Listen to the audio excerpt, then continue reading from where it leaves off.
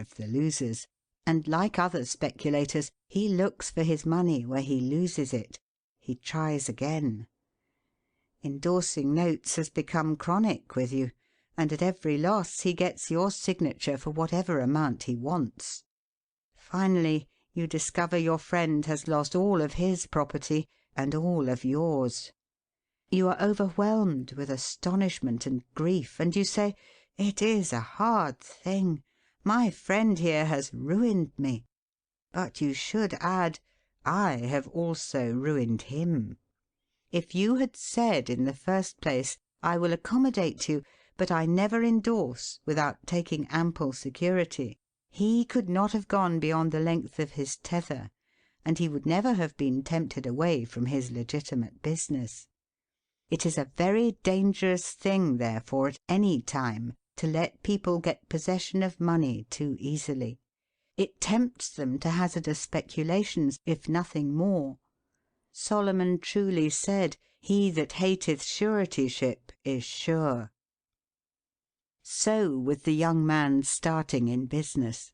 Let him understand the value of money by earning it. When he does understand its value, then grease the wheels a little in helping him to start business. But remember, men who get money with too great facility cannot usually succeed. You must get the first dollars by hard knocks and at some sacrifice, in order to appreciate the value of those dollars. Advertise your business. We all depend, more or less, upon the public for our support. We all trade with the public: lawyers, doctors, shoemakers, artists, blacksmiths, showmen, opera singers, railroad presidents, and college professors. Those who deal with the public must be careful that their goods are valuable, that they are genuine and will give satisfaction. When you get an article which you know is going to please your customers, and that when they have tried it they will feel they have got their money's worth, then let the fact be known that you have got it. Be careful to advertise it in some shape or other, because it is evident that if a man has ever so good an article for sale, and nobody knows it, it will bring him no return. In a country like this, where nearly everybody reads, and where newspapers are issued and circulated in editions of 5,000 to 200,000, it would be very unwise if this channel was not taken advantage of to reach the public in advertising. A newspaper goes into the family and is read by wife and children as well as the head of the house. Hence hundreds and thousands of people may read your advertisement while you are attending to your routine business. Many, perhaps, read it while you are asleep. The whole philosophy of life is first sow, then reap. That is the way the farmer does. He plants his potatoes and corn and sows his grain, and then goes about something else, and the time comes when he reaps. But he never reaps first and sows afterwards. This principle applies to all kinds of business, and to nothing more eminently than to advertising. If a man has a genuine article, there is no way in which he can reap more advantageously than by sowing to the public in this way. He must, of course, have a really good article, and one which will please his customers. Anything spurious will not succeed permanently, because the public is wiser than many imagine. Men and women are selfish, and we all prefer purchasing where we can get the most for our money, and we try to find out where we can most surely do so. You may advertise a spurious article and induce many people to call and buy it once, but they will denounce you as an impostor and swindler, and your business will gradually die out and leave you poor. This is right. Few people can safely depend upon chance custom. You all need to have your customers return and purchase again. A man said to me, "I have tried advertising and did not succeed, yet I have a good article." I replied, "My friend, there may be exceptions to a general rule, but how do you advertise?" I put it in a weekly newspaper 3 times, and paid $1.50 for it." I replied, "Sir, advertising is like learning. A little is a dangerous thing." A French writer says that "the reader of a newspaper does not see the first insertion of an ordinary advertisement. The second insertion he sees, but does not read. The third insertion he reads. The fourth insertion he looks at the price. The fifth insertion he speaks of it to his wife. The sixth insertion he is ready to purchase. And the seventh insertion he purchases." Your object in advertising is to make the public understand what you have got to sell, and if you have not the pluck to keep advertising until you have imparted that information, all the money you have spent is lost. You are like the fellow who told the gentleman if he would give him 10 cents it would save him $1. "How can I help you so much with so small a sum?" asked the gentleman in surprise. "I started out this morning," hiccuped the fellow, "with the full determination to get drunk, and I have spent my only $1 to accomplish the object, and it has not quite done it.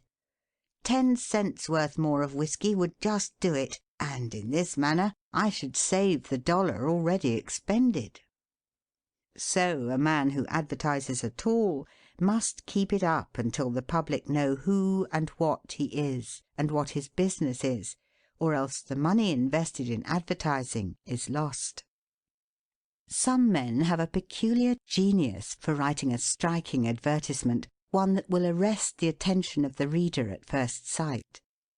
This tact, of course, gives the advertiser a great advantage. Sometimes a man makes himself popular by an unique sign or a curious display in his window. Recently I observed a swing sign extending over the sidewalk in front of a store, on which was the inscription in plain letters, "Don't read the other side." Of course I did, and so did everybody else. And I learned that the man had made an independence by first attracting the public to his business in that way, and then using his customers well afterwards. Genin the hatter bought the first Jenny Lind ticket at auction for $225 because he knew it would be a good advertisement for him. "Who is the bidder?" said the auctioneer as he knocked down that ticket at Castle Garden. "Genin the hatter," was the response. Here were thousands of people from the Fifth Avenue and from distant cities in the highest stations in life. "Who is Genin the hatter?" they exclaimed. They had never heard of him before. The next morning the newspapers and telegraph had circulated the facts from Maine to Texas, and from 5 to 10 millions of people had read that the tickets sold at auction for Jenny Lind's first concert amounted to about $20,000, and that a single ticket was sold at $225 to Genin the hatter. Men throughout the country involuntarily took off their hats to see if they had a Genin hat on their heads. At a town in Iowa it was found that in the crowd around the post office there was one man who had a Genin hat, and he showed it in triumph, although it was worn out and not worth 2 cents. "Why," one man exclaimed, "you have a real Genin hat. What a lucky fellow you are." Another man said, "Hang on to that hat. It will be a valuable heirloom in your family." Still another man in the crowd, who seemed to envy the possessor of this good fortune, said, "Come, give us all a chance. Put it up at auction." He did so, and it was sold as a keepsake for $9.50. What was the consequence to Mr. Genin? He sold 10,000 extra hats per annum the first 6 years.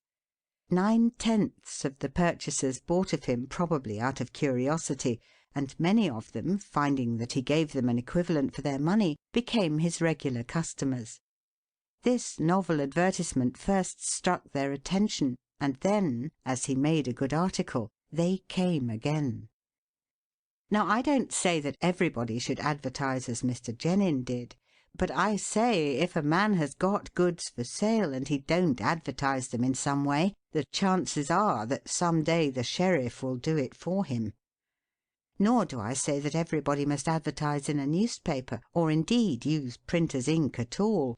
On the contrary, although that article is indispensable in the majority of cases, yet doctors and clergymen, and sometimes lawyers and some others, can more effectually reach the public in some other manner.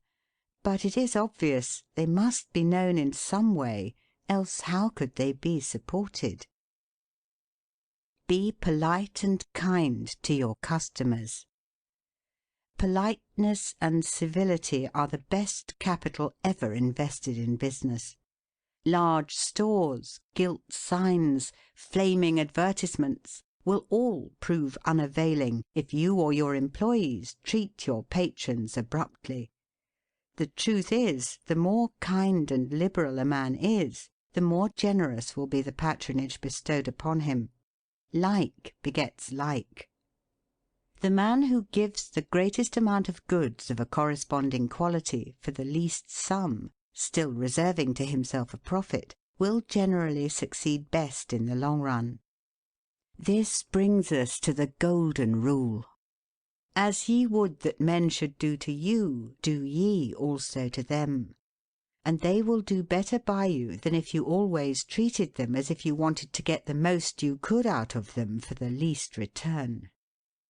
Men who drive sharp bargains with their customers, acting as if they never expected to see them again, will not be mistaken. They never will see them again as customers. People don't like to pay and get kicked also. One of the ushers in my museum once told me he intended to whip a man who was in the lecture room as soon as he came out. "What for?" I inquired. "Because he said I was no gentleman," replied the usher. "Never mind," I replied. "He pays for that, and you will not convince him you are a gentleman by whipping him. I cannot afford to lose a customer. If you whip him, he will never visit the museum again, and he will induce friends to go with him to other places of amusement instead of this, and thus, you see, I should be a serious loser." "But he insulted me," muttered the usher. "Exactly," I replied. "And if he owned the museum, and you had paid him for the privilege of visiting it, and he had then insulted you, there might be some reason in your resenting it. But in this instance he is the man who pays, while we receive, and you must therefore put up with his bad manners." My usher laughingly remarked that this was undoubtedly the true policy, but he added that he should not object to an increase of salary if he was expected to be abused in order to promote my interests. Be charitable. Of course men should be charitable, because it is a duty and a pleasure. But even as a matter of policy, if you possess no higher incentive, you will find that the liberal man will command patronage, while the sordid, uncharitable miser will be avoided. Solomon says, "There is that scattereth and yet increaseth, and there is that withholdeth more than meet, but it tendeth to poverty." Of course, the only true charity is that which is from the heart. The best kind of charity is to help those who are willing to help themselves. Promiscuous almsgiving, without inquiring into the worthiness of the applicant, is bad in every sense. But to search out and quietly assist those who are struggling for themselves is the kind that scattereth and yet increaseth. But don't fall into the idea that some persons practice of giving a prayer instead of a potato and a benediction instead of bread to the hungry. It is easier to make Christians with full stomachs than empty. Don't blab. Some men have a foolish habit of telling their business secrets. If they make money, they like to tell their neighbours how it was done. Nothing is gained by this, and ofttimes much is lost. Say nothing about your profits, your hopes, your expectations, your intentions. And this should apply to letters as well as to conversation. Goethe makes Mephistopheles say, "Never write a letter nor destroy one." Business men must write